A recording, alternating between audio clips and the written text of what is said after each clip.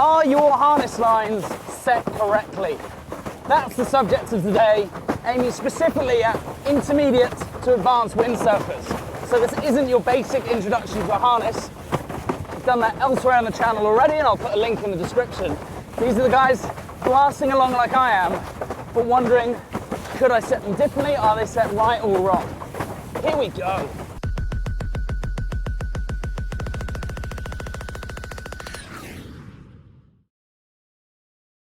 My opening statement right now, I think, is a bold one, and I'd love to know your thoughts and feelings in the comments below. But my feeling with harness lines is if you've not adjusted them at least twice on the water, that's twice on each side, they're probably not in the right place. This is my first run this afternoon out from the beach. I checked them on the land, but right now they're definitely not in the right place. My hands are equidistant to either side of the harness line, but I'm definitely having to pull a little bit more with my back arm, and it's feeling a bit sore. So, they should be set loose enough that you can adjust them whilst moving. I move my back one back just a little bit more. That was 1 centimetre difference with the back line, and the feeling is massive. Every little centimetre counts. Now, in order to do this, of course, the little Velcro bits that have gone around the boom need to be loose enough that you can actually wiggle and adjust them. And usually, that's easy enough to do. You just give it a little adjustment, a little pull, but keep them nice and loose. That was 1 centimetre. That feels better, but it's still not enough. And that actually leads me nicely towards where I'm going with this video. Is most windsurfers tend to have their lines too far forward, meaning that you either can't get the power or you have to pull really hard with your backhand and work. Now, I'm a firm believer in maximum results for minimum effort, and that generally will mean getting my harness lines further and further back until they're too far. And you'll know when they're too far, believe me. If you haven't experienced it yet, keep going a little bit further, 1 centimetre at a time, until something happens, which we're going to discover shortly. That's another little ½ centimetre. It's feeling better. I'm doing a lot less work with my back arm.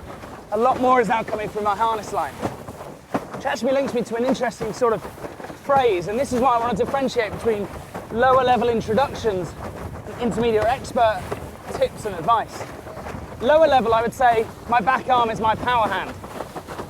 I use that back arm by pulling or easing off the sail, and that either gives you more wind or less wind, more power or less power. The better you get, my backhand here is actually supporting whatever my front hand is doing.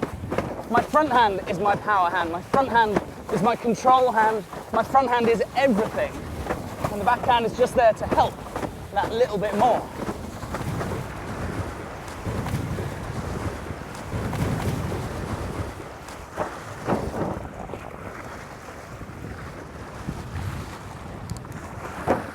Now, even from that run out, the lines I can see are pretty much matched now. I'm going to go even further back before I try and get going. Let's make them a little bit looser. There we go. Now I'm getting to the point that when I hook in, it almost feels like I'm going to get catapulted. And that's where I want you to take your lines to.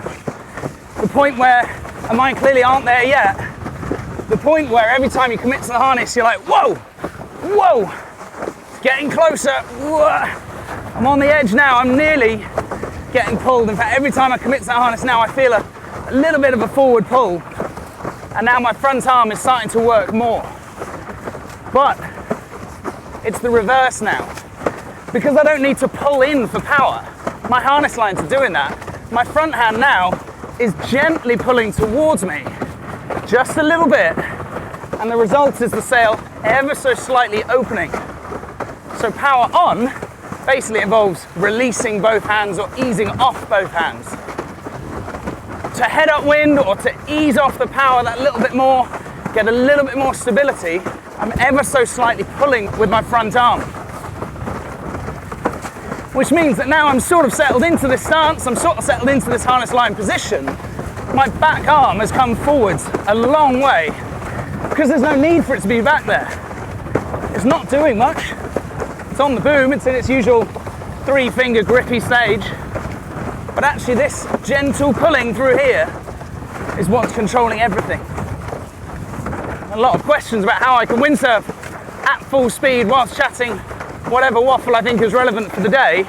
The only way I can do that is by actually using the harness lines correctly. Now, I mentioned going too far. That's your homework, that's your test next time you go on the water. 1 centimetre by 1 centimetre, get them further and further back, to the point it feels like, whoa, there's loads more power. And then, like I am just now, gonna go forwards 0.5 centimetre. And that now feels nice and comfortable with this front hand here doing all of that control. Push it slightly for power, start to bear away a bit, pull it slightly, open the sail slightly, and that pulls me back upwind once again.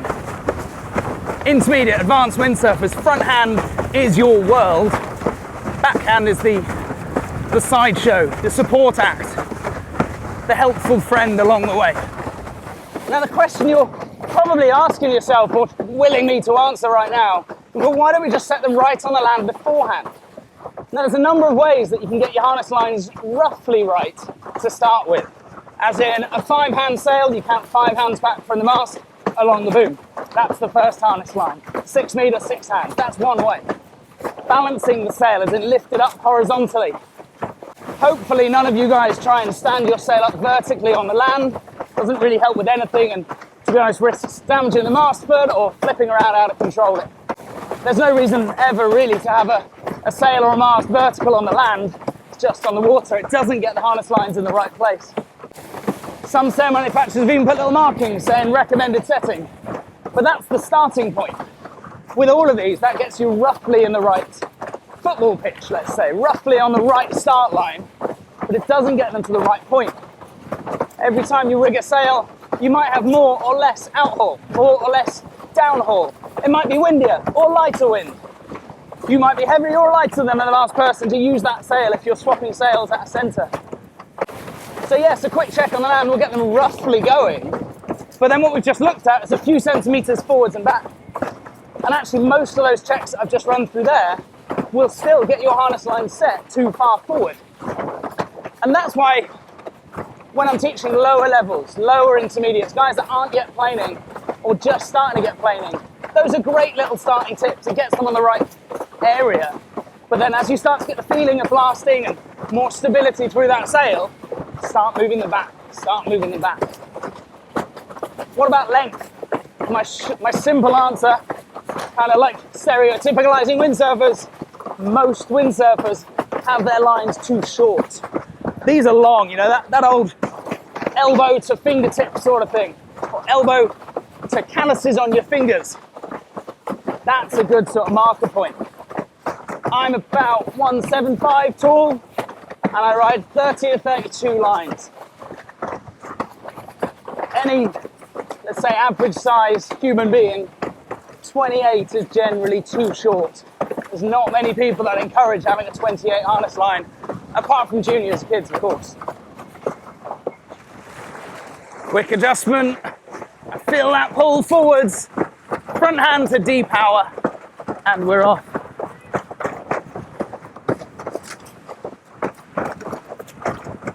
And this whole chat links us quite interestingly into harness technique as well. And I've got other videos discussing seat or waist harness, so I won't go into that now. Just want to address the phrase commit. You hear it quite a lot, commit to your harness. Now, there's different ways that can be interpreted, so let's elaborate. Right now, I am committed to my harness. My harness has the weight of the sail. The harness lines are coming square away from my stomach just here. As soon as I start to hang down like this, those lines are now coming up towards my chest. It's not a comfortable position. It's not efficient with the sail power you've got. It won't help you get planing or control power.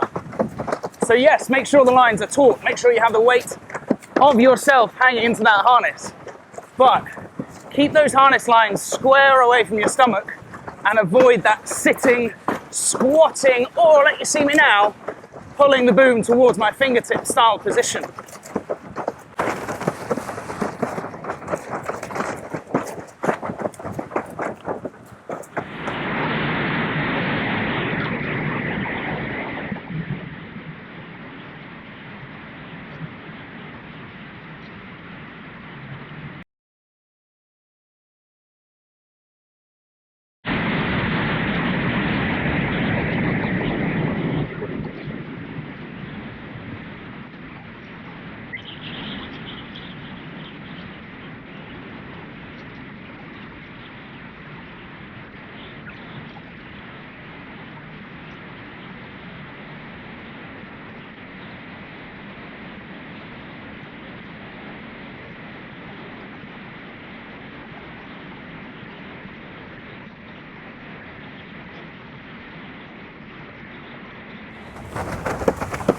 What about width then? Now, as a general rule of thumb, 4 fingers is the best starting place, about a fist between your harness lines. The more you get to know your sails, particularly wave or freestyle sails, the centre of effort is quite accurate and I get closer and closer together.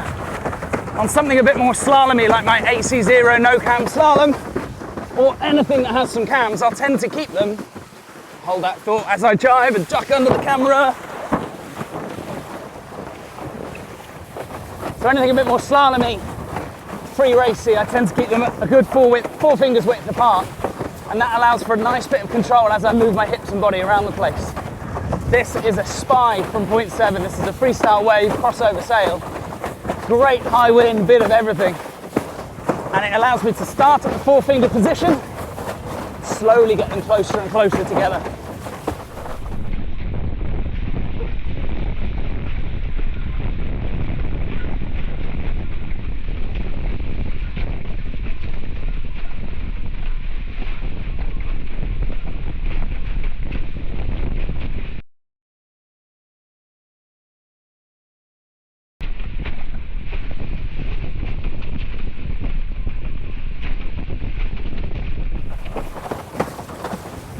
And these ones, we knew it from the other side, they're not quite far enough back.